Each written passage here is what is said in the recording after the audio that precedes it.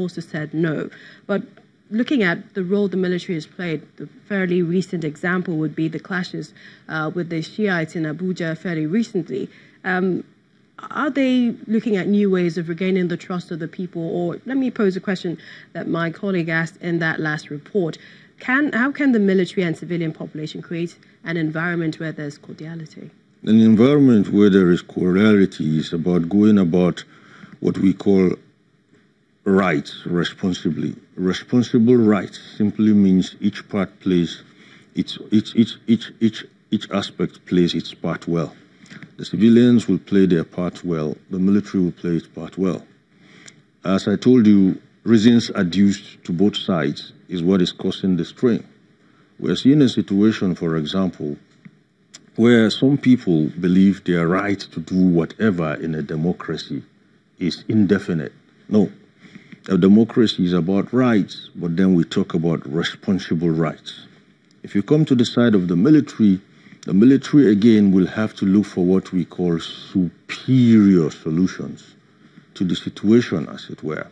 The situation, as it were, is such that you see the military or the law enforcement agencies coming with narratives that are questionable. They are questionable not because they are false, but because they have given loopholes, lacuna for questions. Would you also say that the police has been incapacitated? Well, the police is not really actually incapacitated. If you don't challenge the police, they cannot be capacitated, if I want to use it that way. If you want to cut your teeth, you have, iron maketh, iron sharpeneth iron. If the police is challenged and provide with the equipment they need, they can do what you see the military doing today. So I don't accept that line of thought that the police is incapacitated or cannot do the job. Finally, and if you can, in a sentence, for the forthcoming general elections, should the military be involved or should we have more of the police? The military cannot be involved. We need the police. This is an opportunity for the police to actually cut its teeth in this kind of things. All right. We'd like to thank you so much, Security Consultant Captain Marley, for coming on the news at 10. You're welcome.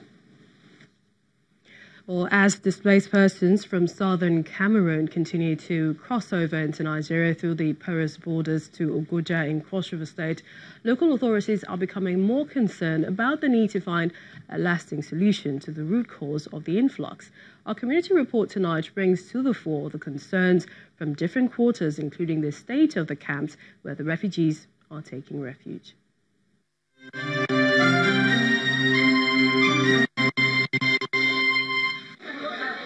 These are Cameroonians displaced from the southern part of the country owing to ongoing crisis in the region. About 17,000 of them over the years have crossed into Cross River State through the borders, taking refuge initially in different communities. However, the porous border control has generated more concerns for the immigration team. We are not saying that these people should not come in, no? But if you come in as a refugee, you must be documented, and not the one you just come in and infiltrate in this society without anybody knowing where you are and where you are coming from. With the support of the United Nations, they now have this camp in Ogoja, where they are being sheltered and catered to. But the situation for some of them is far from comforting. The makeshift tent takes as much as 10 persons, depending on size and availability. But they claim that the heat sometimes could be unbearable. For mosquito, they would try because they give a net. Now the house is where would they hot too much. Many people are having running stomachs, rice, some people are even tired, some people are even selling their rices because they are giving us not even salt. They're only giving us gari with sugar, rice with no salt, and they're giving us rice with no oil, no salt. Basic supplies are yet to go round the refugees, and they gather to be attended to in this hall.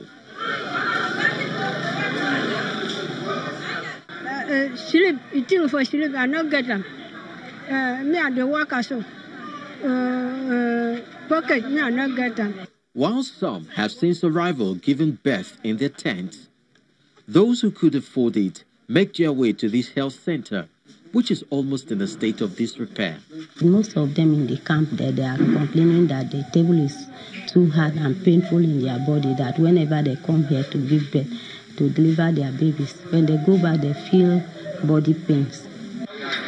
For some of the refugees, they are grateful for the provision made so far.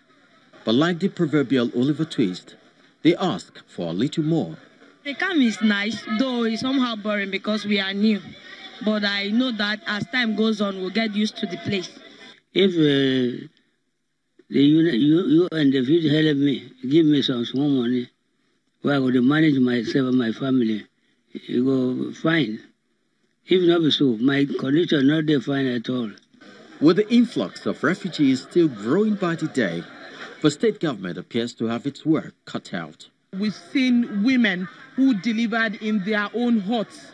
We've seen people with all sorts of ailments. We've seen children who have not been immunized for one reason or the other. And these are of huge concern to us because it could lead to an outbreak, and it will not just affect the Cameroon refugees, but it will affect those who are living around here, and it could lead to high mortality that might not be controlled easily. This is just a fraction of the import of the southern Cameroon crisis on neighboring countries, as more displaced persons are still unaccounted for.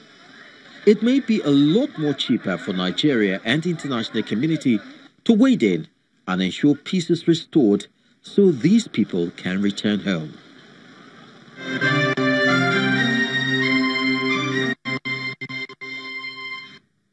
Chevron Nigeria Limited and other members of the Agbami parties have organized the Agbami STEM Symposium 2018 as part of their efforts to bridge the gap left by the shortage of skilled workers. The group, through the program, give both teachers and students an opportunity to showcase their latest STEM inventions.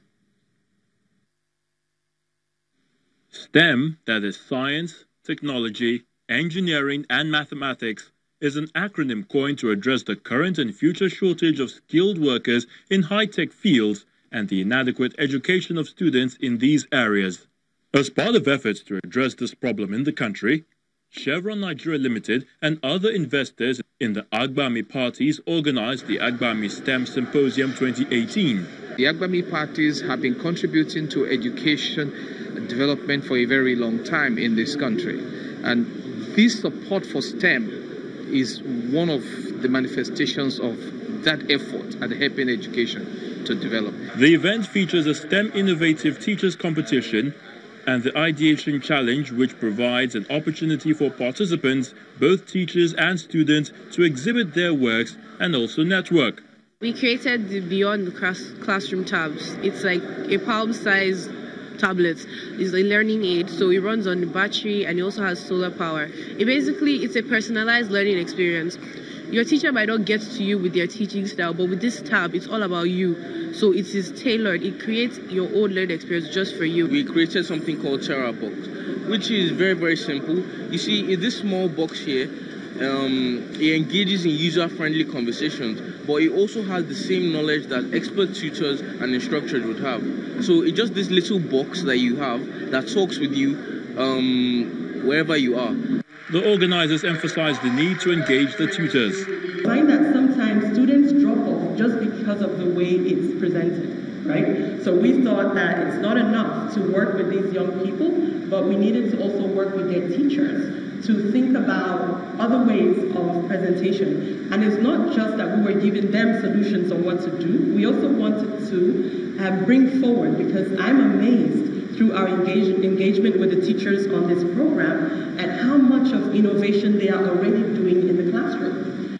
The Agbami STEM Symposium is a multi-stakeholder dialogue on teaching STEM subjects in schools with a focus on equipping teachers with global best practices in STEM education and innovation. Well, Christmas is still about 5 weeks away, but Zenith Bank has already set the mood for celebration by lighting up its Christmas decorations on Ajose Adeogun Street in Victoria Island, Lagos State. The bank is known for its annual tradition of beautifying the streets with flowers, attractive lights, making it a tourist attraction for visitors during the Yuletide.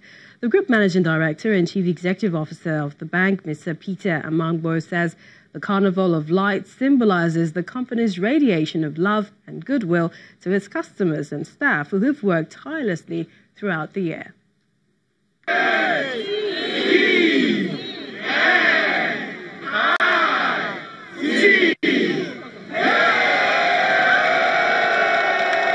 And so celebrations for the Yuletide begins with sparklers and beautiful rays of light beaming from hundreds of thousands of bulbs, renting through dark skyline of Ajose Adogun Street and its environs in Victoria Island. The spectacle creates an atmosphere of wonder for fun lovers and guests, both the old and young, who cannot resist the lure of taking as many photographs as possible to revel the moment. Wow, it's so amazing. Like, this is my first time here, and I'm loving it.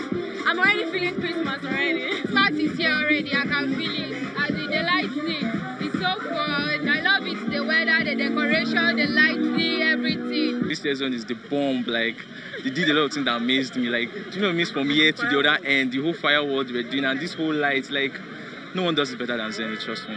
That's the way I see it anyway. Just my own perception. The lights glow from the Eco Hotel's roundabout, covering the entire stretch of Ajose Adogun Street, where Zenith Bank's headquarters is located, up to Ligali Ayorinde end of the road. The horses cruising on powered rail tracks provide jolly rides to visitors, especially children.